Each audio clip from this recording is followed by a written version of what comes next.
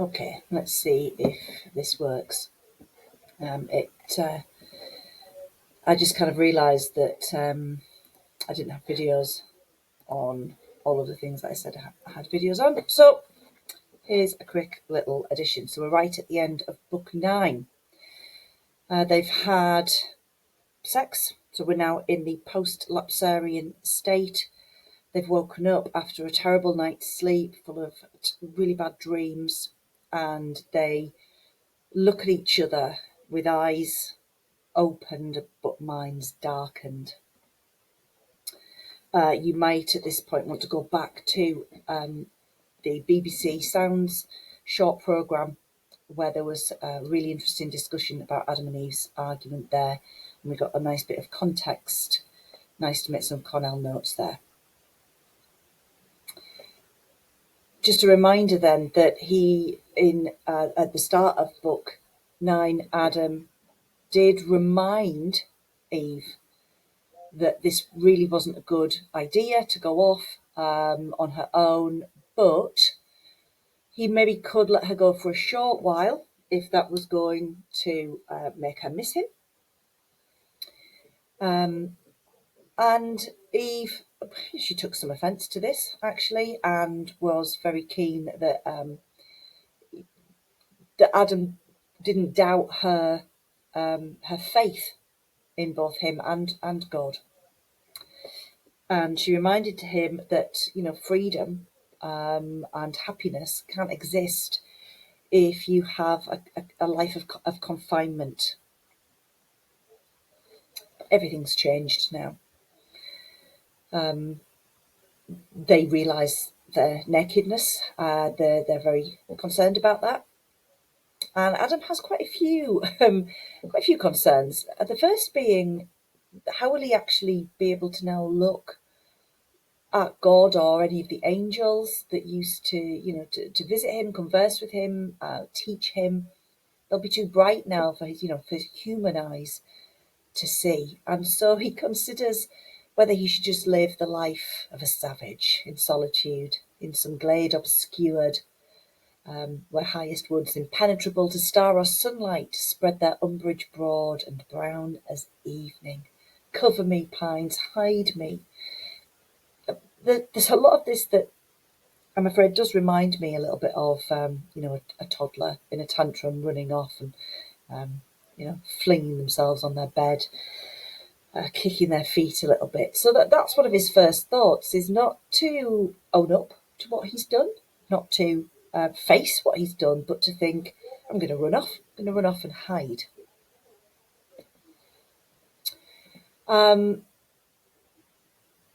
They cry a lot. They are, very, very upset at what has happened. I'm just going to move that over so I have my other document on the other screen.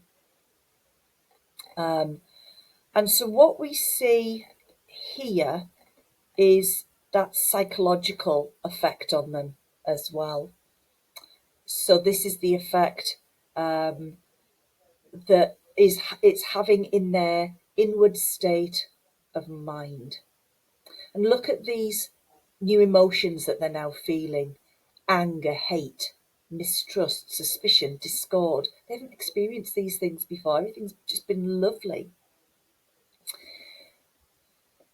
Everything is within them a place of turbulence, and remember, outwardly it is as well, because of what's happened to Earth. Earth's felt the wound. Earth has groaned from her innards. They've not had a good experience, have they? And so, I actually did this in the car this morning when Oster was playing with something that I told him not to, and guess what? It broke. And I couldn't help myself. Before I knew what I was doing, I said, well, if you'd listened to what I've said in the first place, I'm allowed to say that because I'm 50 years old and he's 7. Between Adam and Eve, it's different. Adam has had has had a tiny bit more experience than Eve, but not much. But he does use it as his starting point. Would thou hadst hearkened to my... If you had listened to me and stayed with me as I told you, none of this would have happened. That strange desire of wandering, when you got it into your head that you wanted to go off on your own. If you hadn't done that, we'd still be happy, instead of how we are now, despoiled of all our good, shamed, naked, miserable. We should always be thinking of the end of A Doll's House when we're looking at the end of Book 9. They have more in common than the end of A Doll's House and the end of Book 10, because this is the point of kind of discord and separation, even though it's not going to be permanent. Okay. So that's what Adam says to her. And you know what? Eve's not really having this. She says, hadst thou been there, or if the attempt had happened here, thou couldst not have discerned fraud in the serpent speaking as he spake. You wouldn't have been able to tell that he was lying either. No ground of enmity between us known, why he should mean me ill or seek to harm. What did I have to pay? Had anyone said to me, right, there's this whole thing going on with you. If you see a snake, that's, dodgy. No one said anything like that to us. Was I to have never parted from thy side? As good have grown there still a liveless rib. So, do you think this would have changed anything? And I'm just supposed to hang around all the time? And then she says, being as I am, a woman, why didst not thou, the head, command me absolutely not to go, going into such danger as thou saidst? Too facile then. Yes, you, it's your fault. You were weak. Right? You should have been firm and fixed in forbidding me to go. So first of all, you wouldn't have worked this out either. And secondly, if that's how you feel, then you should have said I couldn't go. You should have commanded it.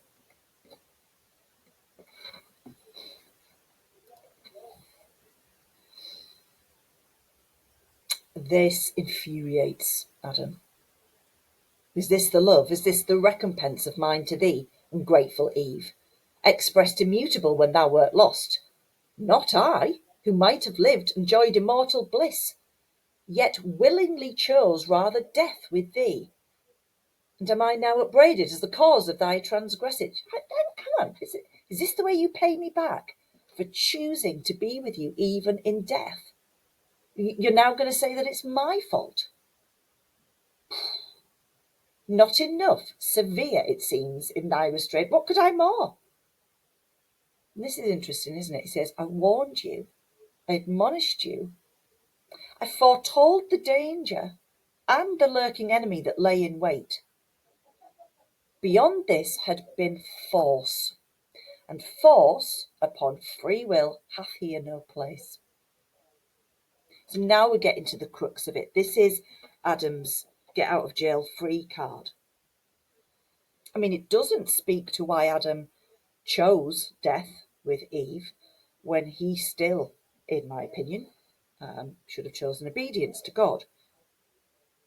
But force, if you force somebody to do something, that's not allowing them to exercise their own free will. And that's got no place here in heaven.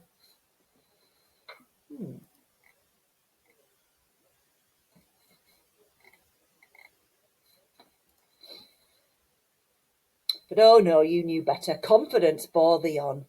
You were so sure that you either wouldn't meet any danger, or that if you did, it would just be a really great test. She does say that.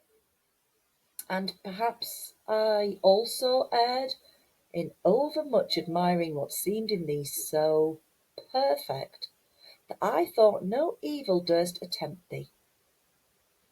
because he sees her as this most perfect, almost divine being, he hasn't been able to imagine that Satan, that an enemy would attempt something so low on something so perfect. He's underestimated Satan. He's a failure of imagination, I guess.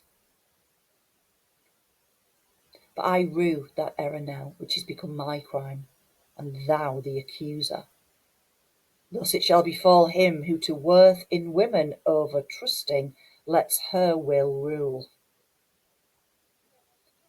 Now, if that's not a direct address to the contemporary reader, I don't know what is. I regret not, putting my foot down, and let this be a warning to other men who trust in women.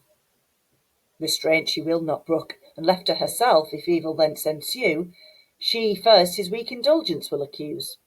So if she doesn't listen to you, she gets in trouble, she makes a mistake, do you know what she's going to do? Turn it round on you. She's going to blame you. So,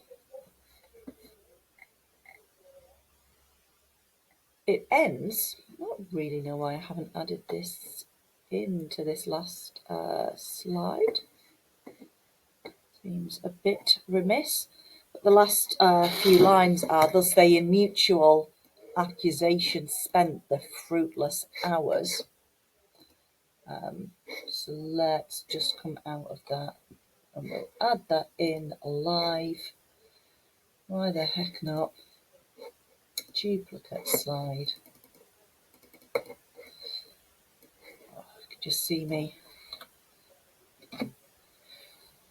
The same mutual accusation spent the fruitless hours, but neither self-condemning, and of their vain contest appeared no end. So they spend the rest of that time arguing, but neither blaming themselves. Everything is now outward, everything's directed at that other person. I mean, how does that fit with the end of A Doll's House? Torvald is very much always looking at Nora, always, saying what was wrong with her, or what is wrong with her, the mistakes that she's made. Nora's a lot more introspective, and she's a lot more willing to, she does just completely acknowledge that she doesn't know anything. She just blamed Torvald a little bit for that, and she blames her father, and she blames society, but we might just say, yeah, fair enough. So that's the end of book 9. A reminder of 2 of the key kind of quotes that we've already looked at from Milton on marriage, and that would be a really good starting point for a bit of revision.